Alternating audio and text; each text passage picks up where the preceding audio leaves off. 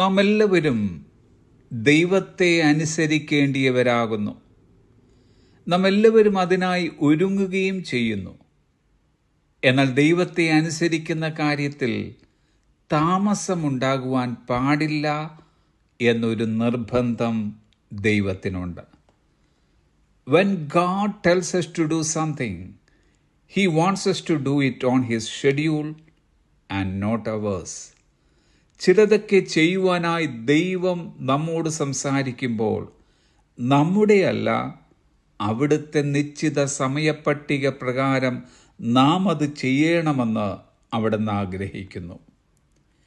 എന്നെ അനുഗമിക്ക എന്ന് യേശു കർത്താവ് ഒരുവനോട് പറഞ്ഞപ്പോൾ അവൻ പറഞ്ഞതത്രേ, ഞാൻ മുൻപേ പോയി എൻ്റെ അപ്പനെ കുഴിച്ചിടുവാൻ അനുവാദം തരയണം. 1-2 ദിവസത്തെ സമയമോ ചില വർഷങ്ങളുടെ സമയമോ ആയിരിക്കാം അയാൾ ചോദിച്ചത്.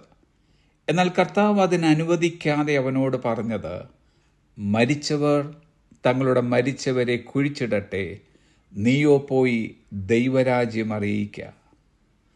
മറ്റൊരുത്തൻ, കർത്താവേ, ഞാൻ നിന്നെ അനുഗമിക്കാം, ആദ്യം എൻ്റെ വീട്ടിലുള്ളവരോട് യാത്ര പറവാൻ അനുവാദം തരയണമെന്ന് പറഞ്ഞു.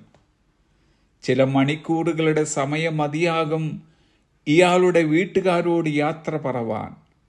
എന്നാൽ കർത്താവ് അതിന് അനുവദിക്കാതെ അവനോട് പറഞ്ഞതത്രേ, കലപ്പയ്ക്ക് കൈവച്ച ശേഷം പുറകോട്ട് നോക്കുന്നവനാരും ദൈവരാജ്യത്തിന് കൊള്ളാകുന്നവനല്ല. The result of delayed obedience is lost opportunities. വൈകിയ അനുസരണത്തിൻ്റെ ഫലം നഷ്ടപ്പെടുന്ന അവസരങ്ങളത്രേ. ദൈവം നമുക്കായി ഒരുക്കിത്തരുന്ന അവസരങ്ങൾ നഷ്ടപ്പെടുത്തിയാൽ അത് നമ്മുടെ ജീവിതത്തെ ബാധിച്ചേക്കാം, നമ്മുടെ കുടുംബത്തെ ബാധിച്ചേക്കാം, നമ്മുടെ തലമുറയെ ബാധിച്ചേക്കാം, ഒരുപക്ഷെ നമ്മുടെ നിത്യജീവനെ തന്നെ ബാധിച്ചേക്കാം.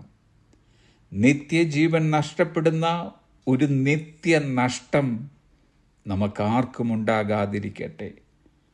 കർത്താവ് കൽപ്പിക്കുന്നതെന്തും അവിടുന്ന് പറഞ്ഞിട്ടുള്ള സമയത്തിൽ നാം ചെയ്യുവാൻ തയ്യാറാകുക. Do it now. ഇപ്പോൾ തന്നെ അത് ചെയ്യുക. ഇന്നത്തെ കാര്യം നാളത്തേക്ക് മാറ്റിവെക്കരുത്.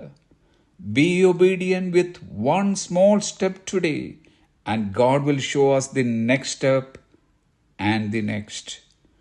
ഒരു ചെറിയ ചുവടുവെപ്പിൽ ഇന്ന് അനുസരണമുള്ളവരായിരിക്കുക. അങ്ങനെയെങ്കിൽ ദൈവം അടുത്തതും അതിനടുത്തതുമായ ചുവട്ടടികളെ നമുക്ക് കാണിച്ചു തരും.